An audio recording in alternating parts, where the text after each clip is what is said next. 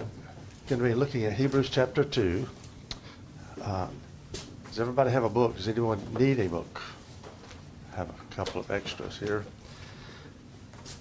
Okay. The way I had this set up is I asked you for each one of these chapters to list what you think is, in your own estimation, in your own words, what is the theme of the chapter. What did somebody put as the theme for chapter 2 of Hebrews? The purpose of Jesus is his purpose in coming to this earth. Okay, all right. The purpose in coming to this earth. And we will talk about that some. And the impact that had on who he was and who he became and so forth. Good morning. Good morning. Do you need a copy of a book, Barry? I do. I got a couple of extras here. I've got one. Oh, you don't? I brought it with me. Okay. All right. Anyone else have a thought about chapter 2's theme? Temporarily put below the angels. Okay. Form. Temporarily put below the angels. That's an interesting concept, isn't it? Well, we're going to be talking about that. Anybody else? Okay. I think both of those things are correct, and we're going to be looking at that. It is an interesting progression of thought that the writer here goes through. And by the way, if from time to time, if I say the word Paul, don't throw anything at me. I do happen to believe that Paul was the writer of Hebrews, but I try not to be dogmatic about that, because that would be foolish of me to do that when the writer's not stated. But anyway. Now, we'll take just a second. Reed asked a question last time that I kind of gave a non-answer to, or put off, and that is from back in chapter 1.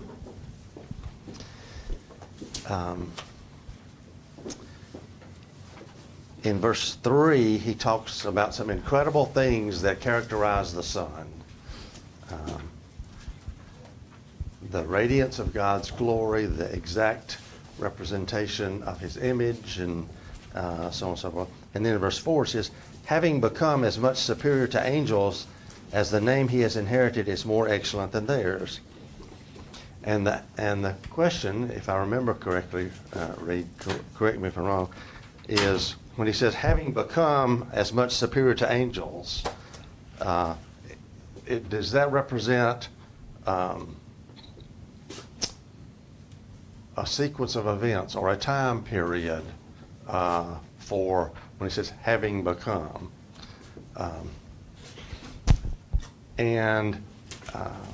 One of the things that's helpful sometimes is to look at various translations and see how other translations. What do you read from? It's the NASB. Okay, NASB. I happen to read from the ESV, English Standard Version. Some of you are reading from the New King James and so on. But if you look at various translations, they're pretty consistent. Most of them will have something like having become, or thus becoming, or whatever, to show that, welcome, come in. We've got an unusual arrangement here in our tabernacle this morning. And I don't want to spend too much time on this, but I want to say a few things about it.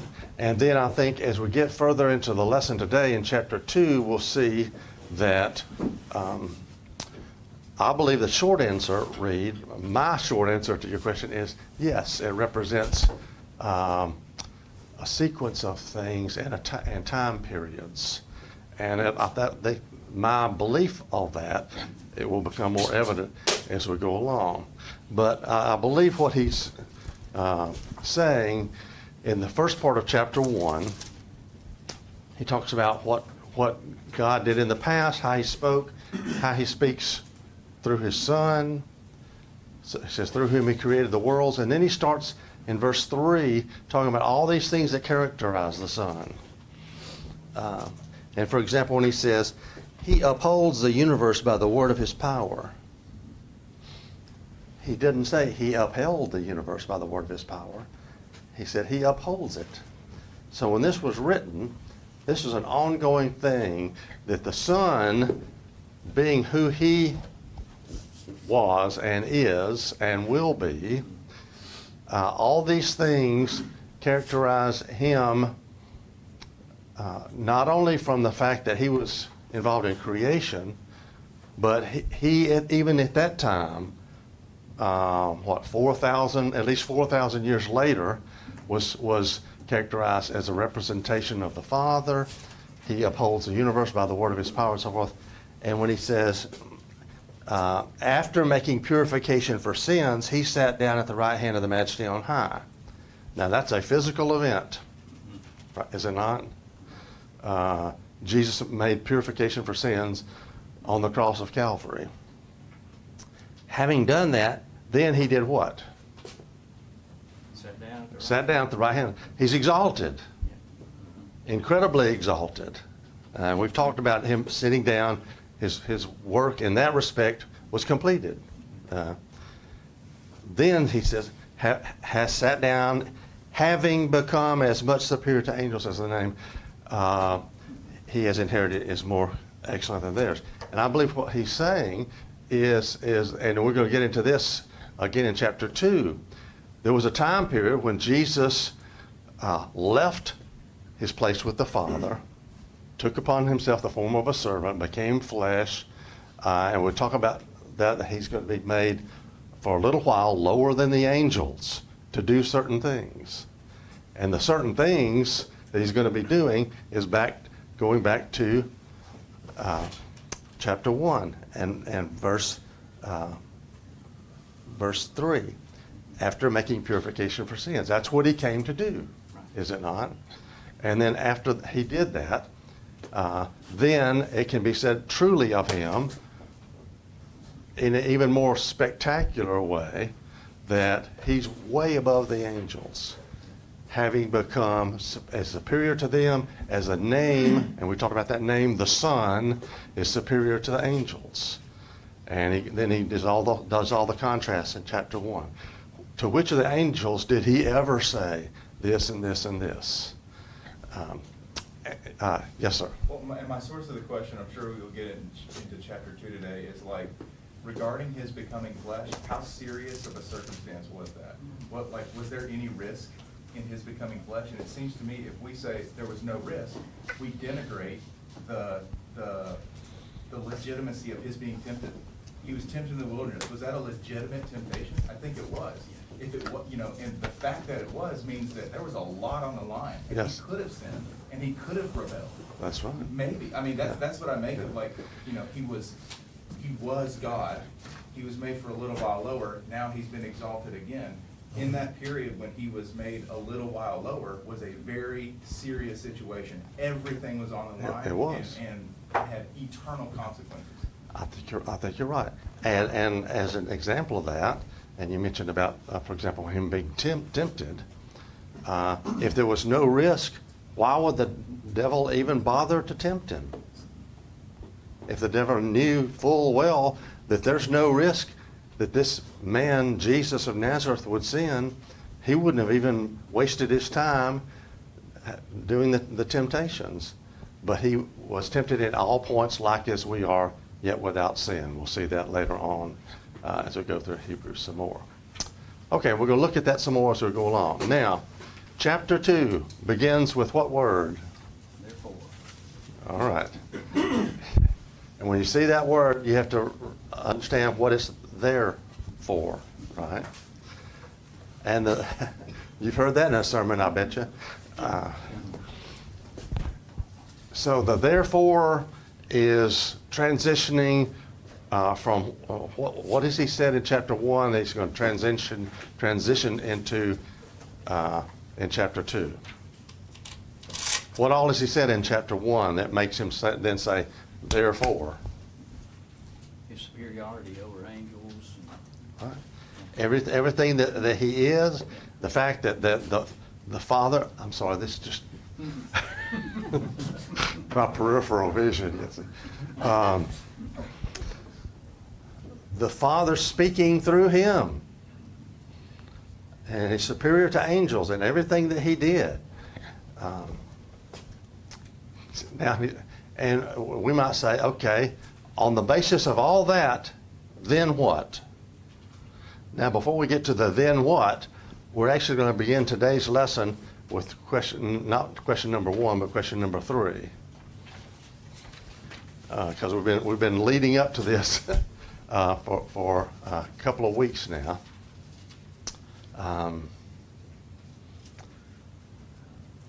And in question 3, I ask, what does the word spoken through angels refer to? Who wants to take it? Joe, what do you think on The it? reference escapes me. I think Paul references when he's addressing some Jews, I believe it's in Acts somewhere, where he talks about them having received the message delivered by angels, but they didn't keep it. And so I Okay. think that points toward You're close. Thank you. It's Stephen. Yes, when Yeah. Stephen addresses them, yeah. Since you So- brought that up, while you're talking, be turning to Acts 7, verse 53. I think this is pretty convincing evidence of Joe, what you're talking about. I'll start in 51. Okay, yeah. And who's talking So here? Stephen's addressing the council when Right. he's brought before them. As you stiff-necked and uncircumcised and hard ears, you always resist the Holy Spirit, as your fathers did. So do you. Which of the prophets did your fathers not persecute? And they killed those who foretold the coming of the just one, of whom you now have become the betrayers and murderers, who have received the law by the direction of angels and have not kept it. Okay. So that right there is enough to convince me. The other passages that we won't, for time's sake, we'll look Galatians 3:19. Reed will be looking at that next quarter when we study Galatians. References also the same concept. Deuteronomy 33 verse 2 talks about the concept of the host of angels being involved in the giving of the law. And the verse that Joe just read, Stephen's accusing them, said, look, here's the law delivered by angels, and you didn't pay any attention to it. Now, I will admit freely, I have no idea how that all played out. As far as the angels, a heavenly host of angels being involved in the delivering of the law. In the passage from Exodus 19, Exodus 20, and so forth, we know that those commandments given were actually written by the finger of God. Doesn't it know what it says? And I believe that. Now, in some form or fashion, we have to accept, for example, Stephen's word. Stephen's not just making this up. The Jews commonly believed, if you do some research on it, the Jews commonly believed that angels had a significant part in the giving of the law. Now, how that happened up on that mountain, I don't know. If you've got an idea that you could enlighten us on, or just some speculation as to how the angels, and Tim's going to tell us how that all happened. I'll tell you about one. Okay. An angel could be one of many forms. We're told that an angel appeared to Moses at the burning bush. Mhm. And we're also told that an angel led the Israelites in the wilderness in the form of a cloud or a pillar of fire. Yeah. So an angel comes in many forms, not just the form that we think of when we hear the That word looks like a angel person. in our modern times. Yeah, yeah. So therefore, but, Therefore, we see angels giving a law to okay, Moses. right. And somehow the angels, whether as heavenly beings or whether as God using them as forces to bring about this law getting in a place where it needed to be. Don't know exactly how that happened, but we are assured that angels had something to do with it. Now that's either true or is it not? You know, it's as simple as that. And when he says in verse 3, verse 2 of Hebrews 2, for since the message declared by angels proved to be reliable. When you go on and read through this in the context, he's clearly talking about the old law. Clearly. And so the writer of Hebrews said, this is a message declared by angels. And so the point of all this is, when we talked in chapter 1, asked several times, why in the world is the writer taking such pains to talk about Christ being superior to angels? Christ is superior to many, many things, but he goes into great lengths to talk about how he's superior to angels. Okay, why go to all that trouble? Here's why. Because the message declared by angels, and whether angels are the superior ones or whether Christ is the superior one, makes all the difference if you're trying to keep people from falling back into Judaism and the thinking that this message declared by angels is what it's all about. And we'll talk a little bit more about that as we go on. Yes, Ronnie. I just add it's not any different from the New Testament. The first verse of Revelation says he spoke through the angel, the whole book of Revelation. Right. Galatians 1 and verse 9, I think, Paul warns any messenger, even including angels, says, speak any other thing to us. Don't believe them. That's right. That's So right. angels were involved still in the New Testament. Yes, they were. And God, in his wisdom, used them as he saw fit. I think he still uses them as he sees fit. How all that happens today, not sure. But you're right. When the letters were written to the 7 churches in Revelation, and to the angel of the church at Ephesus, write. And to the angel of the church at Laodicea, write. And so, someone read, did you have? Moses is on Sinai in Exodus 19, the 10 Commandments come in 20. At the very end of all those sundry laws and everything, in verse 20 of chapter 23, it says, behold, I'm going to send an angel before you to guard you along the way. 21, be on your guard before him, obey his voice, don't be rebellious toward him. Verse 22, if you obey his voice and do all that I say. And I don't think he's distinguishing between what I just said. He said what I say. Having just given them all of these laws, it seems to me like the angels are there to help administer and, I don't know, remind Moses. Obviously, they're commanding him to do certain things on God's behalf. That's evident. Right. And that's in the midst of the giving of the laws. Right. And so,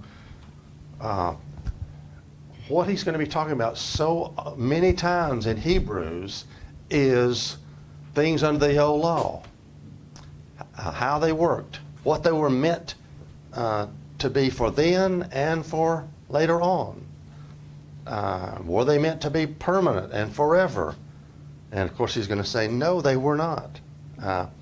But that was the message declared by angels, as he says in verse 2 here.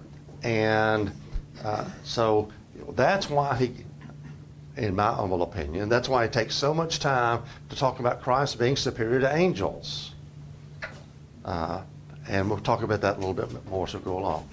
Okay, so that's the answer to 3. The word spoken to angels basically refers to the old law and everything that went with it. And that's going to be the key to all the things that so many things he goes through later on in Hebrews. All right, now let's drop back to question 1.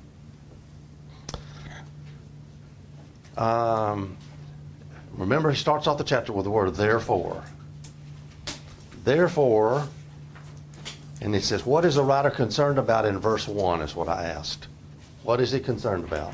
About them drifting from the truth. Okay, that's right. We must pay much closer attention to what we have heard, lest we, what? Drift away from it. Wow. Y'all remember a lesson from the pulpit just last week about people drifting away? A powerful lesson about the danger of drifting away. And if you look at the original word that's used here, excuse me, it's this is very correctly translated drift or drifting away. It's that idea of something that's floating. Okay, and it can kind of drift along, and before you know it, it's way out there. It was right here, but it's way out there. He said, on the basis of all this, we must pay much closer attention to what we have heard. Now, the point is, that was a lesson for them in the first century. It's a lesson for us in the 21st century. We better pay attention to what's being said, because if we don't, human nature is such that we tend to start drifting away from it because of things in this world. Fill and then bury. Yeah, we can drift away if we don't have an anchor. We need that anchor, and that's Jesus Christ. Mhm. So if you ever been on the open water before and not anchor your boat, and you start at one point, say you have a reference point like a buoy or something, before you know it, you drifted away from that buoy if you're not paying attention, and you'll eventually be off your mark again, and you'll be missing your point of reference. Yes. So you need to make sure that you keep your eyes on that point of reference. That's right. And, And yes, I've been in that situation and said, are we moving? Right. Well, yeah, right there on the bank where we used to be. Now we're down here, Right. and we're drifting along. And so that's a good point. You're anchored. Say again? A point to that we've done many times is you think you're anchored, but you're not. Yeah.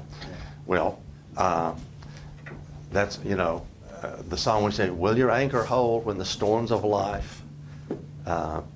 We have an anchor that keeps the soul steadfast and sure while the billows roll. You anchor, just because you've thrown an anchor out, if it's not holding something on the bottom, you're going to drift. That's just the way it is, Barry. I was gonna say, most of us can relate to this, but I don't know how many times I've been to the beach, and you get out there in the waves and you lay back on your back and you just kind of float there for a little while, and then you stand back up and you look toward the beach and you don't see your chairs or your cooler or your umbrella. It's because you've drifted down the thing. They haven't moved, they're Yeah. back here, but you've moved. That's right. And I think that's the point he's trying to make here. If we don't listen to the message of Christ, he's gonna make this point. It's better Yeah. message than what you had from Moses, Yeah. and it's the covenant that he Yeah. brought is That's better right. than the covenant from the Old Testament. There's a phrase that I've seen from time to time, something like, if you don't feel as close to God as you used to, guess who moved? It's not God. It's our own issue that when he gets to. Let's go ahead and and I'll get to you here, Jane, in just a second. It's pretty self-explanatory after we've talked about it. Question 2, to guard against this happening, they were to give the more earnest heed. That's what I think the New King James says. What is that? What is meant by give the more earnest heed? Careful attention. Yep. The ESV says must pay much closer attention. That's not a hard concept. We need to focus on what's going on, because if you lose your focus for a while, you start drifting. And he said you have to pay careful attention. And it says, and then he's going to get into why it's important for these people to pay much closer attention drifting away from the law of Christ back into the old law. Janie, did you have a point? I just, in 1 Corinthians 10:12, it says, "Therefore let him that thinketh he standeth take heed lest he be fall." In other words, you can think that you're so strong, you're not paying attention that you can fall. Yes. That goes with plan too. So. That's right. If you think you're standing, you need to be careful. Take heed or pay attention, as he says here, that you're not drifting away. Joe, and then we'll move on. I think it's significant to me when he talks about in verse 3, how shall we escape if we neglect so great a salvation? It's interesting because when you think of the drifting away, your mind, at least my mind, immediately goes to, okay, well, what are all the things I need to do to try to make myself right? But when you read on, what he's encouraging them to do is more of a don't forget, don't neglect the salvation that you've been given. So God has provided this means of your salvation, and just he's saying just don't forget it almost is what he's saying. Right. So since you said that, we're going to let you transform that answer into how did you answer? What comparison is being made in verses 2 and 3? And that's the subject at hand. Well, it talks about every disobedience receiving a just reward. So that hasn't changed. So punishment for sin is still technically the correct and just reward for us to receive. And what's the comparison that's being made? The salvation that we have, that we will not receive what's actually just for us to receive. Yeah, right. And he says, for since the message declared by angels, we've talked about that, proved to be reliable, and every transgression or disobedience received a just retribution, meaning what? Punishment. How shall we escape if we neglect such a great salvation? And this goes back to what you were saying before. You don't have to neglect the great salvation. He's comparing the great salvation that's available under Jesus Christ. He said, if you would anybody deny that under the old law, if you broke the law, there were consequences to that? No, nobody would deny that. Everybody knew there were consequences for breaking the law. He says, if you neglect the great salvation that's available under Christ, you think you're going to escape without any consequences? He says, and I think it's important to note here, he says, under the law of Christ, if you steal and murder and commit adultery and things like that, you're going to be punished. That's not what he says. What does he say? If you neglect the salvation. You can neglect something by doing absolutely nothing. And isn't that so many times our problem? It's not the overt things that we do, although sometimes it is, that get us into trouble, but just neglecting what's there for us. And we wouldn't say overtly, oh, this is no big deal, but by our actions in neglecting what's there for us, aren't we essentially saying, it's not such a big deal. I'll just put it in cruise control and here we go.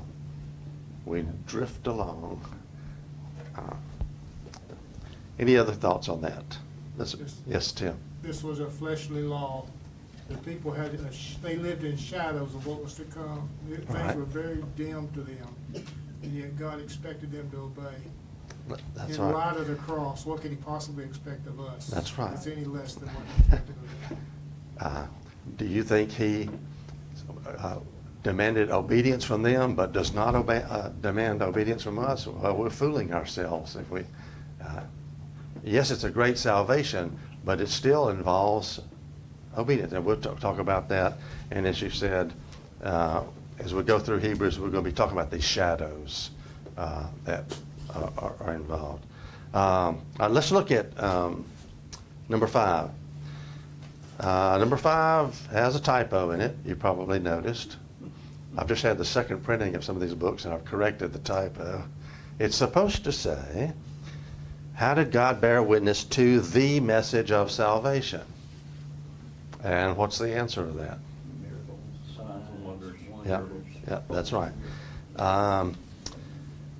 Verse 4, while God also bore witness by signs and wonders and various miracles and by gifts of the Holy Spirit distributed according to his will.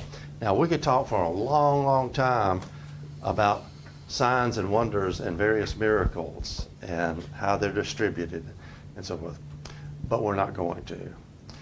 You just do that on your own studies. We're not going to try to differentiate, well, what's the difference between a sign and a wonder?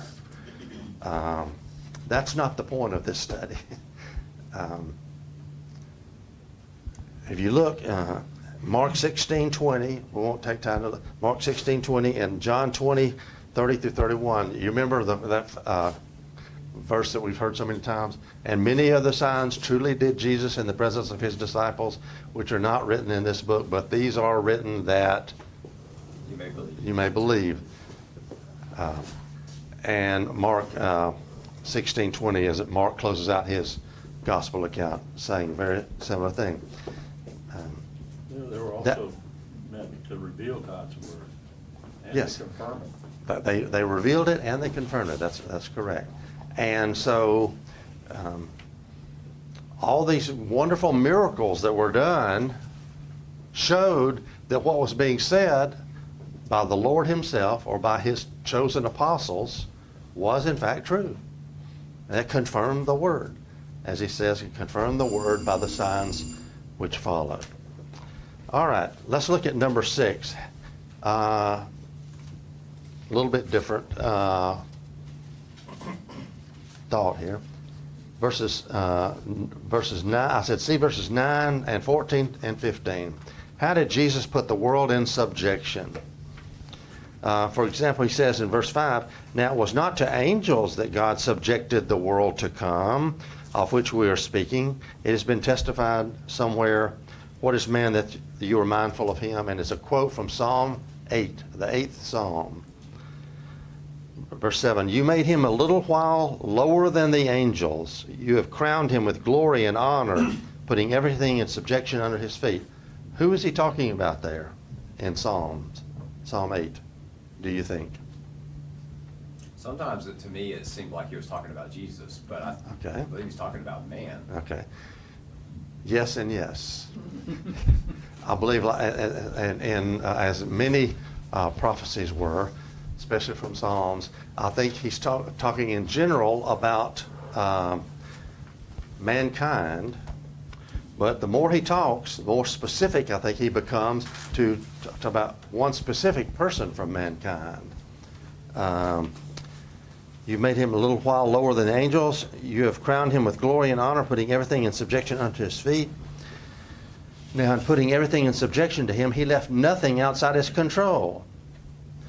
Look at verse 9. But we see him who for a little while was made lower than the angels. What follows that? Namely, Jesus. Is there any question now who he's talking about? Crowned with glory and honor because of the suffering of death, so that by the grace of God he might taste death for everyone. So God's plan was to have the world to come, and I believe this is talking about the world that the Jews were looking for centuries, when the Messiah would come, and identified back in chapter 1 as the last days. They will be put under subjection under his son. But before that could fully happen, and everything be put in subjection under him, we get to question 7. It was fitting that Jesus be made the perfect author of our salvation through sufferings. But in order for this to happen, Jesus had to be made what? Right, lower than the angels for a little while. Some verses say a little lower than the angels. Most will say was made lower than the angels for a little while. And I think that's the main thought there. It's a temporary thing. He's made lower than the angels for a little while. Now, had to be made. Had to? Why would he say that? So we can identify with our suffering. That's right. That's what he says in, look at verse 17. Therefore he had to be made like his brothers in every respect, so that he might become a merciful and faithful high priest in the service of God to make propitiation for the sins of the people. By the way, before I forget, before the second bell, do some study, please, before, we won't be meeting Wednesday night. There's something called VBS going on. But for next Sunday, do some study about the word propitiation. That's a powerful word. It's a kind of, seems like kind of an odd word, but read some things about propitiation and what all is meant by that. It is very powerful to show. But it says Jesus this had to happen. Now, I think a lot of this argument is the writer here is, in chapter 1, he describes this magnificent Son who's the radiance of God's glory, exact imprint of his nature. He upholds the universe by the word of his power, and is just unquestionably superior to angels who are instrumental in delivering the old law, like we've talked about. But he anticipates the argument that these Jews might say, wait a minute, this person is so magnificent you'd be talking about. Are you talking about Jesus of Nazareth? The carpenter's son? How could that man be considered superior to angels? And that's the argument that he's making here. It had to happen for a little while so that he could accomplish what needed to be accomplished and bring this propitiation, which we're going to talk about next Sunday. That had to happen. And so, yes, this Jesus of Nazareth that they would have thought, well, he's just a lowly carpenter's son. Well, for a while, he was in some respects. It had to happen until he could make the propitiation, and then he could be resurrected and have the incredible exaltation to sit down at the right hand of God. And then no one could question how superior he was to anybody or any angel.